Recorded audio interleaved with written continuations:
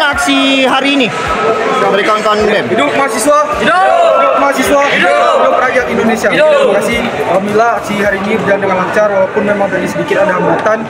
Seluruh petisi yang hari ini kampus-kampus ataupun kawan-kawan dari keluarga besar mahasiswa Universitas Samudra telah kami sampaikan terkait isu nasional. Hari ini kami dari mahasiswa tentu menolak tegas revisi Undang-Undang Pilkada, dan juga ada beberapa pun petisi hari ini tentang isu-isu daerah yang juga sudah kami sampaikan langsung ke Ketua Dewan Perwakilan Rakyat Kota Langsa.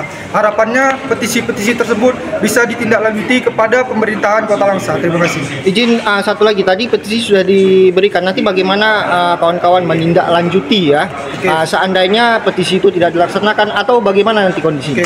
Tindak lanjut daripada petisi kali ini, kami sudah menyampaikan bahwasanya ketika petisi yang kami sampaikan 1 kali 24 jam tidak ditindaklanjuti, maka kami keluarga besar mahasiswa Universitas Samudra bakal hadir dengan jumlah yang lebih banyak.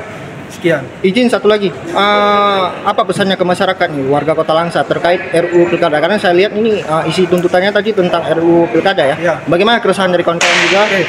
Mungkin keresahan terkait RUU Pilkada hari ini tidak hanya di Kota Langsa.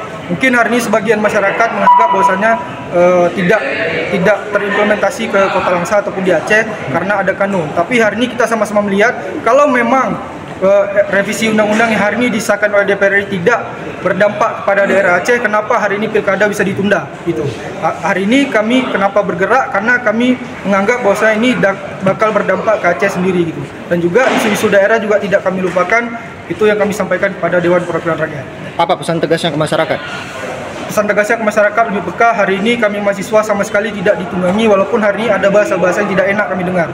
Sekian. Oke, terima kasih Bapak. Hidup mahasiswa! Hidup mahasiswa! Hidup rakyat Indonesia!